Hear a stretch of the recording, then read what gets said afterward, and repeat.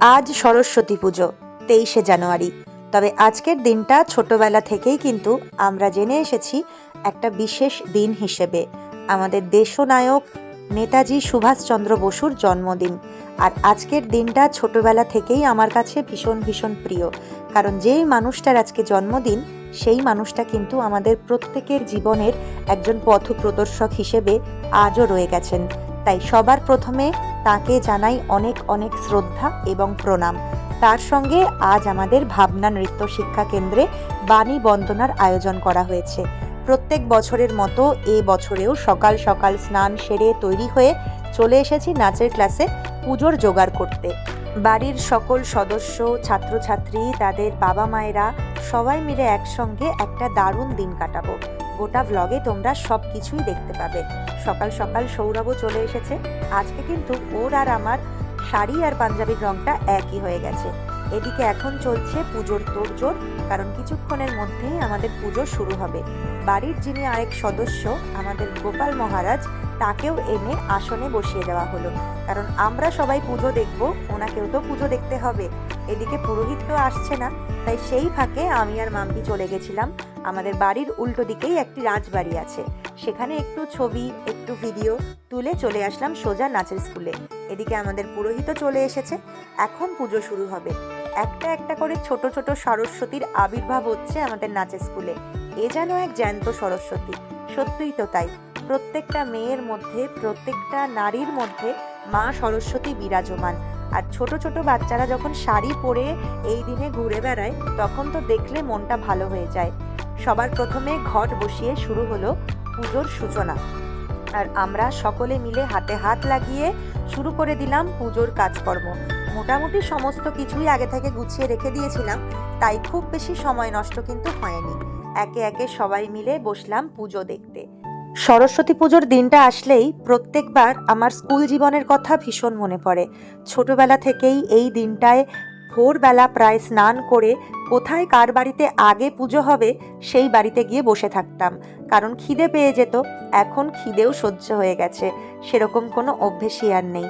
আর ছোটবেলায় স্কুলের বন্ধুদের সঙ্গে শাড়ি পরে ঠাকুর দেখতে যাওয়া, এদিক ওদিক ঘুরে বেড়ানো, একসাথে খাওয়া দাওয়া করা, আর সব থেকে বিশেষ একটা আকর্ষণ ছিল আমরা সরস্বতী পুজোর দিন সবাই মিলে স্টুডিওতে গিয়ে ছবি তুলতাম। এখন তো সবার হাতে মুঠো ফোন হয়ে গেছে, তাই স্টুডিওতেও যেতে হয় না, ছবি তো একদম হাতের মধ্যেই ক্যামেরাবন্দি হয়ে যায়। কিন্তু সেই দিনগুলো ভুলতে পারিনি। সেই দিনের স্মৃতি, স্কুলে ঘর সাজানো, বিকেলবেলা স্কুলে সাংস্কৃতিক অনুষ্ঠান, সেই সব কিছুকে ভীষণ মিস করি। কোথা দিয়ে যেন দিনগুলো কেটে গেছে। তবে স্মৃতির পাতায় আজও সেই দিনগুলো চিররঙিন হয়ে রয়েছে। কত কথাই না মনে পড়ছিল। তবে একটা দিকে ভালো, আজ এই ভাবনা নৃত্য শিক্ষা কেন্দ্র, আমাদের নাচের স্কুলটা রয়েছে বলে সেই স্কুল জীবনের ফেলে আসা অতীত এখনও আমার জীবনে বর্তমান। সরস্বতী পুজোর আগের দিন ঠাকুর আনতে যাওয়া, নিজের হাতে আলপনা দেওয়া, মাকে সাজানো, সব কিছু কিন্তু আমার জীবনে রয়েই গেছে। তাই অতটাও কষ্ট পাই না, তবে পুরোনো দিনের কথা ভীষণ মনে পড়ে। পুজো করতে করতে এখন মায়ের আরতি চলছে। পুজো তো প্রায় শেষের দিকে, আর অঞ্জলি হয়ে গেছে, সব কিছু শেষ হয়ে গেছে। এখন প্রসাদ বিতরণের পালা। আর এই প্রসাদ বিতরণ করতে গেলেই সব থেকে যেটা আমার পছন্দের, সেটা হচ্ছে এই সন্দেশ দিয়ে চাল কলা মাখা। দই, সন্দেশ, ফল, দুধ সব কিছু একসঙ্গে মেখে তার যে অতুলনীয় স্বাদ, সেই স্বাদের কোনো তুলনাই হয় না। তাই এই জিনিসটা প্রত্যেক বছর আমি নিজের হাতেই মাখি। কেন জানি না, আমার ভীষণ ভালো লাগে। সমস্ত কিছু একসঙ্গে দিয়ে একটা চালকলা মাখা, তার সঙ্গে ফল প্রসাদ। আর ফলের মধ্যে একটা কুল তো থাকতেই হবে, কারণ সরস্বতী পুজোর স্পেশাল ফল হলো এই কুল। যেই কুল আমরা কোনো বছর সরস্বতী পুজোর আগে ছোটবেলায় খেতেই পারতাম না। কুল খেলে নাকি পরীক্ষায় ফেল করব। কত রকম নিয়ম নীতি ছিল, এখন সেসব জীবনে আর কার্যকর হয় না। কোনো নিয়মই আর সেরমভাবে মানা হয় না, তবে মনে রয়ে গেছে। আস্তে আস্তে সকলে আসতে শুরু করেছে। আমাদের ছাত্রছাত্রীরা, যদিও বা এবছর ছাত্রছাত্রীর সংখ্যা একটু কম, কারণ একই দিনে স্কুলেও খাওয়া দাওয়ার আয়োজন করা হয়, তাই তারা যে স্কুলে পড়ে সেখানেও তাদেরকে যেতে হয়, সেই কারণে ভিড়টা এবার একটু কম হয়ে গেছে। তবে যারা এসেছিলেন তাদেরকে অনেক অনেক ধন্যবাদ। আমার এই ছোট্ট ছোট্ট সরস্বতী মাগুলো, তাদেরকে যে কি মিষ্টি লাগছে তা বলার মতো নয়।